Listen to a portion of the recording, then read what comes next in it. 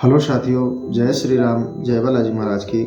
आपका मेरे YouTube channel Hanumant कृपा 0005 में स्वागत है। साथियों, प्रतिदिन की तरह आज भी मैं आपके लिए श्री हनुमान चरित कथा पाठ का संवाद लेकर श्री हनुमान जी का चरित्र लेकर उपस्थित हुआ हूँ। आप श्री हनुमान जी के चरित्र का श्रवण करें। मैं आप संवाद को प्रारंभ करने जा रहा हूँ। संवाद है श्री राम जी द्वारा हनुमान जी को अश्वमेध यज्ञ के लिए जो घोड़ा छोड़ा गया था उसकी सुरक्षा के लिए तैनात किया गया है और उन्होंने किस प्रकार इस चरित्र को किया, वह इस चरित्र इस संवाद में आपके लिए सुनाने जा रहा हूँ। उसको आप श्रवण करें। साथियों, यह संवाद आपके लिए बहुत ही महत्वपूर्ण होगा। आप श्री हनुमान जी की भक्ति में और दृढ़ होंगे और अटूट श्रद्धा के साथ हनुमान जी के चरणों से जुड़े रहिए और सर्व सुख प्राप्त करते रहिए। इसी कामना के साथ मैं पाठ प्रारंभ करता हूँ। श्री गुरु चरण सरोज रज निज मन मुकरि सुधारे, बरनहु रघुबर बिमल जसो जो दायक फल चारे।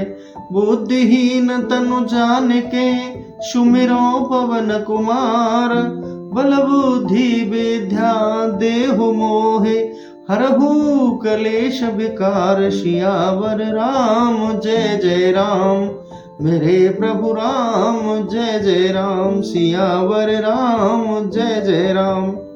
तो साथियों, अब मैं पाठ प्रारंभ करता हूं, श्रवण करें।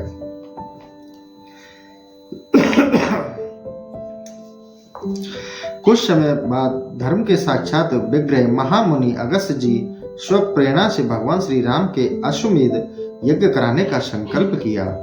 महर्षि वशिष्ठ ने अत्यंत पुष्ट अरुणमुख पीताक्ष पुंज अत्यंत शुभ्र श्याम कर्ण परम सुंदर एवं समस्त लक्षणों से लक्षित अश्व का सविधि पूजन करवाया। तदुपरांत उन्होंने अश्व के चंदन चर्चित कुमकुम आदि गंधों से युक्त उज्ज्वल ललाट पर अत्यंत चमकता हुआ स्वर्ण पत्र बांध दिया। उस पर राजाधिराज भगवान श्री राम के यशोगान के साथ अश्व के छोड़ने का उद्देश्य अंकित था। उस पत्र में इसका भी स्पष्ट उल्लेख कर दिया गया था कि जिन नरेशों के मन में हमसे अधिक शक्ति का अभिमान हो, वे इस रत्न अलंकारों से विभूषित अश्व को पकड़ने का साहस करें। हम उनके हाथ से इस अश्व को बलात् छुड़ा लेंगे। भगवान श्री राम ने अश्व की रक्षा का दायित्व अपने भाई शत्रुघ्न को सौंपकर अपने प्राण प्रिय शंभु तेज अनिलात्मजन से कहा, महावीर हनुमान, मैंने तुम्हारे ही प्रसाद से यह अकंटक राज्य प्राप्त किया है। हम लोगों ने मनुष्य होकर भी जो महान जलधि को पार किया तथा मेरी प्राण प्रिया वैदेही के साथ मेरा जो मिलाप हुआ, यह सब कुछ तुम्हारे ही बल का प्रभाव है। ऐसा भगवान श्री राम जी ने हनुमान जी से कहा। मेरी आज्ञा से तुम भी सेना के रक्षक होकर जाओ। मेरे भाई शत्रुघ्न की तुम्हें मेरी ही भांति रक्षा करनी चाहिए। महामते, जहां जहां भाई शत्रुघ्न की बुद्धि विचलित हो, वहां वहां तुम उन्हें समझा बुझाकर कर्तव्य का ज्ञान कराना। अपने परम प्रभु भगवान श्री राम की आज्ञा पाते ही समर प्रिय अंजना नंदन पुलकित हो गए। उन्होंने यात्रा के लिए उद्यत होकर अपने आराध्य लोक पावन चरण कमलों में अत्यंत श्रद्धा और भक्ति पूर्वक प्रणाम किया।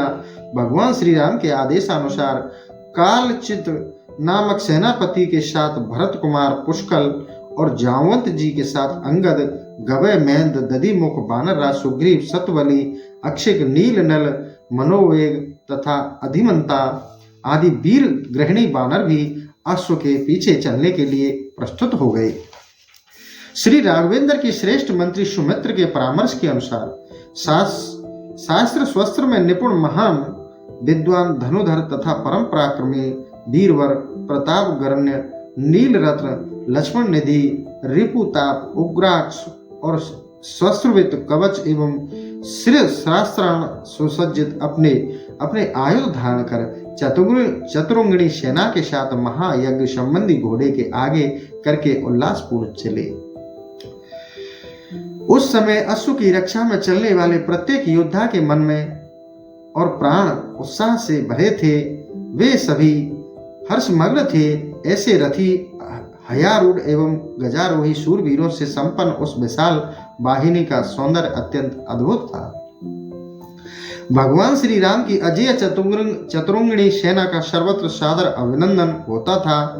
श्री रामानुज शत्रुघ्न पुष्कल तथा पवन कुमार के दर्शन कर राजे महाराजे अपना जीवन सफल समझते थे। इस प्रकार श्री राम अश्वमेध के अनुपम सुंदर अश्व के साथ दशरथ नंदन शत्रुघ्न की विशाल वाहिनी पयोष्णी नदी के तट पर पहुंचकर द्रुत गति से आगे चलने लगी। कपि श्रेष्ठ हनुमान के साथ शत्रुघ्न तथा पुष्कल अपने समस्त वीरों के साथ भांति भांति के आश्रम देखते हुए तथा वहां जगत पावन श्री रघुनाथ जी के गुणगान सुनते हुए यात्रा कर रहे थे। उस समय उन्होंने चतुर्दिक मुनियों एवं कल्याणकारिणी वाणी सुनाई पड़ती है। यह यज्ञ का अश्व चला जा रहा है जो श्री हरि के अंश अवतार श्री शत्रुघ्न जी के द्वारा सब ओर से सुरक्षित है।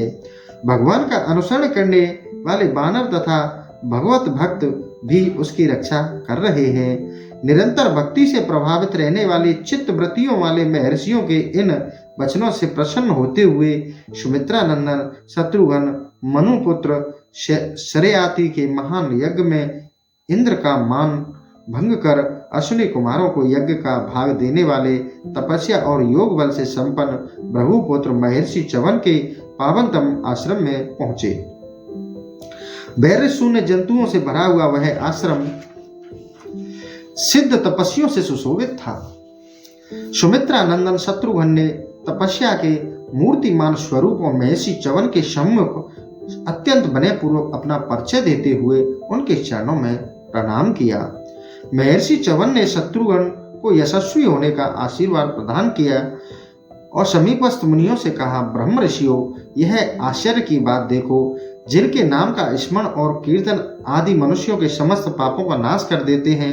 महान पातकी और पर स्त्री लंपट पुरुष भी जिनका नाम स्मरण करके आनंद पूर्वक परम गति को प्राप्त होते हैं, वे भगवान श्री राम भी यज्ञ करने वाले हैं। जी हाँ, वही उत्तम है जो श्री रघुनाथ जी के नामों का आदर के साथ कीर्तन करती हैं। जो इसके विपरीत आचरण करती हैं वो तो सांप की जीव के समान हैं।